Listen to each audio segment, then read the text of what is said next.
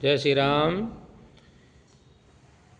कई लोग जब कुंभ स्नान करने के लिए जा रहे हैं तो उससे पहले नैमिषारण्य जो परम पवित्र तीर्थ है वहाँ पे भी जाना चाहते हैं। तो कहते हैं कि वहाँ पे जाने के समय में क्या क्या सामान ले जाना चाहिए।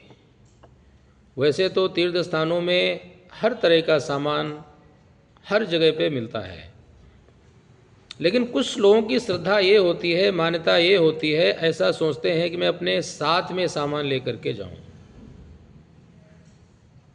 क्योंकि उनको ऐसा लगता है वहाँ पे जो सामान मिल रहा है वो पता नहीं शुद्ध होगा या नहीं होगा, तो हम अपने साथ में ले जाना चाहते हैं। तो ऐसे जो लोग हैं, अगर कोई नैमिषारण्य जा रहा है अपने पितरों के श्राद्ध करने के उद्देश्य से, तो हमारी वायु पुराण में वर्णन आता है कि पितरों का जो श्राद्ध है वो गया जी में करने से हमारे जो पितृगण हैं वो अक्षय तृप्ति को प्राप्त होते हैं, उनका उद्धार हो जाता है। तो जो गया बिहार में पड़ती है उसको कहते हैं पाद गया, यानी भगवान विष्णु के वहाँ पे चरण विद्यमान है। गयासुर नाम का जो राक्षस था उसने इतनी कठिन तपस्या की कि सारे देवता लोग भयभीत हो गए। इतनी कठिन तपस्याएं कर रहा है कोलाहल पर्वत के ऊपर, पता नहीं ये कौन सा वरदान मांग ले, ये क्या चाहता है। ब्रह्मा जी को लेकर के सभी देवता उसके पास में पहुँचे कि हे ब्रह्मदेव, आप चल करके उससे पूछें कि ये इतनी कठिन तपस्या क्यों कर रहा है। तो ब्रह्मा जी ने जाकर के पूछा, भाई गयासुर, तुम क्यों इतनी कठिन तपस्या कर रहे हो, तुम्हें क्या चाहिए। तो उसने कहा कि हे प्रभु, मैं इसलिए तपस्या कर रहा हूँ कि मेरा जो शरीर है इतना परम पवित्र हो जाए कि पूरे ब्रह्मांड में सबसे ज़्यादा परम पवित्र मेरा शरीर हो। तो ब्रह्मा जी ने कहा ठीक है, ऐसा ही होगा। सारे देवताओं ने वरदान दे दिया। अब उसका शरीर इतना परम पवित्र हो गया कि जो भी प्राणी मात्र उनके शरीर का स्पर्श कर लेता वो सीधे स्वर्ग लोक को चला जाता। अब ब्रह्मा जी के मन में चिंता व्याप्त हो गई कि हमारे बनाई हुई जो मर्यादा है वो नष्ट हो जाएगी, सारे लोग स्वर्ग लोक में चले जाएंगे। तब भगवान विष्णु से प्रार्थना किया। विष्णु भगवान ने कहा कि तुम जाकर के उससे यज्ञ के लिए उसके शरीर को मांग लो। तो ब्रह्मा जी ने जाकर के उससे कहा कि हे गय, मैं एक बहुत बड़ा यज्ञ करना चाहता हूँ, उस यज्ञ के लिए परम पवित्र जगह की आवश्यकता है।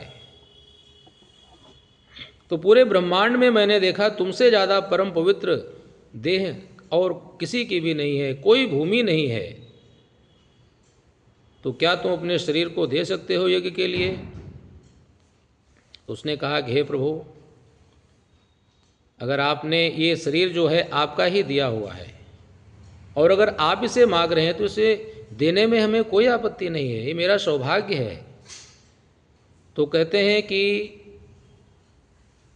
उस गयासुर ने उस यज्ञ की संपन्नता के लिए ब्रह्मा जी को अपना शरीर दे दिया और ब्रह्मा जी ने उसके ऊपर बैठ करके यज्ञ किया, लेकिन उसका शरीर हिलता डुलता रहता था। तो धर्मशिला, जो धर्म की कन्या थी धर्मशिला, उसका मरीचि के साथ में विवाह हुआ था और मरीचि ने उसे श्राप दे दिया था एक बार कि तुम धर्मशिला हो जाओ। तो देवताओं ने फिर उनको वरदान दिया था कि जब ब्रह्मा जी यज्ञ करेंगे और गय नाम के राक्षस के सिर के ऊपर तुम्हें स्थापित किया जाएगा, तब तुम्हारा कल्याण हो जाएगा। तो वही जो धर्मशिला है वो गय नाम का जो राक्षस था उसके सिर के ऊपर रखी गई, फिर भी उसका शरीर हिलना डुलना बंद नहीं हुआ। तब सब देवताओं ने भगवान विष्णु से प्रार्थना की कि हे प्रभु, आप ही कुछ करें ताकि हमारा यज्ञ संपन्न हो। तब भगवान विष्णु गदा लेकर के उसके शरीर के ऊपर आकर के अपना पैर और गदा रखे, तब उसका शरीर शांत हुआ और फिर यज्ञ संपन्न हुआ। तो भगवान विष्णु ने गय नाम के राक्षस से वरदान मांगने के लिए कहा। तो उसने कहा कि हे प्रभु, आज के बाद आप मुझे ऐसा वरदान दें कि स्वयं आप ब्रह्मा जी भगवान शंकर और जितने भी देवता हैं वो सब आकर के हमारे इस स्थान में निवास करें। और इस स्थान पे जो भी व्यक्ति अपने पितरों का पूजन करे, अपने पितरों का तर्पण करे, अपने पितरों का पिंड दान करे, उनके जितने भी पितृगण हैं उनको अक्षय तृप्ति की प्राप्ति हो और वो मोक्ष के अधिकारी बने। और ये जो तीर्थ है ये मेरे नाम से विख्यात हो। तो भगवान विष्णु ने कहा ये जो तीर्थ है ये तुम्हारे नाम से ही विख्यात होगा, और कोई भी पृथ्वी के ऊपर कहीं भी श्राद्ध कर्म करेगा वहाँ पे तुम्हारा नाम पहले लिया जाएगा।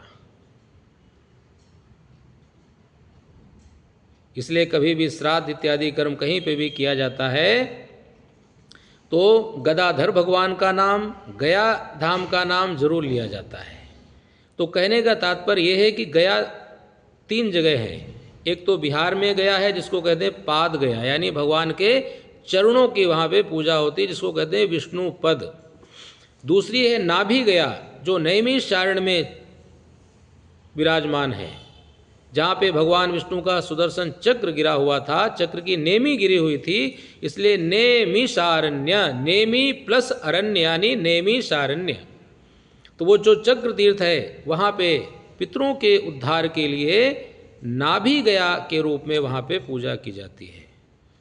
और तीसरी गया है कपाल मोचन बद्रीनाथ में, जहाँ पे ब्रह्मा जी का सिर गिरा हुआ था, तो वहाँ पे फिर है ब्रह्म कपाली में पितरों की पूजा की जाती है। तो एक हो गई पाद गया, एक हो गई नाभि गया, और तीसरी हो गई कपाल गया। जो नाभि गया है अर्थात नैमिषारण्य, वहाँ पे आप गया में श्राद्ध करने से पहले भी कर सकते हो, बाद में भी कर सकते हो। लेकिन जो कपाल गया है, कपाल मोचन बद्रीनाथ में, वहाँ पे वही व्यक्ति जाए जो पहले गया जी में श्राद्ध कर ले, उसके बाद में वहाँ पे जाकर के श्राद्ध कर सकता है। क्योंकि कपाल मोचन में श्राद्ध करने के बाद में फिर पितरों के निमित्त श्राद्ध करने की आवश्यकता नहीं होती। लेकिन बहुत सारे ऐसे प्रमाण हैं शास्त्रों में, पुराणों में, कि जो महालय श्राद्ध आता है उसमें अपने पितरों का श्राद्ध तर्पण करते रहना चाहिए, उनको कभी विस्मरण नहीं करना चाहिए। लेकिन अगर आप नहीं करते हो तो आपको कोई दोष नहीं लगेगा। लेकिन कपाल मोचन में श्राद्ध करने के बाद में फिर गया जी में दोबारा नहीं कर सकते।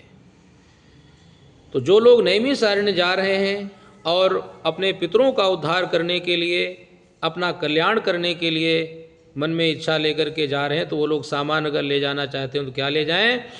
जौ का आटा, शहद, शक्कर, काले तिल, जौ, चावल, तुलसी पत्र, पुष्प, जनेऊ, मौली, चंदन, दूध, फल, मीठा, कच्चा राशन, कुशा और वस्त्र। वस्त्र में आप स्त्री के वस्त्र भी ले सकते हो, पुरुष के वस्त्र भी ले सकते हो, और दक्षिणा।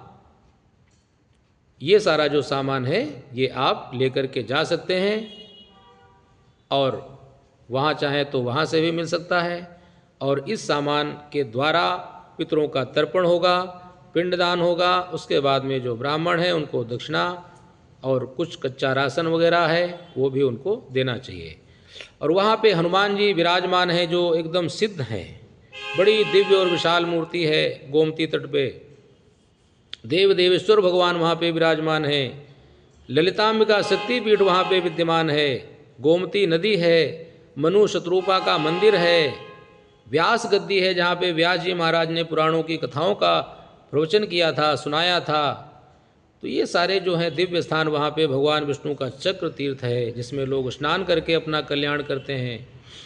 तो अगर सामान अपने घर से ले जाना चाहते हैं तो इनमें से ये जो सामान है ये आप ले जाएं और इनके द्वारा अपने पितरों का उद्धार करें, ताकि आपका भी कल्याण हो। पितृण से आप मुक्त हो जाएंगे सब लोग जो वहाँ पे जा कर के इस तरह से श्रद्धा और भक्ति से कर्म करेंगे। जय श्री राम।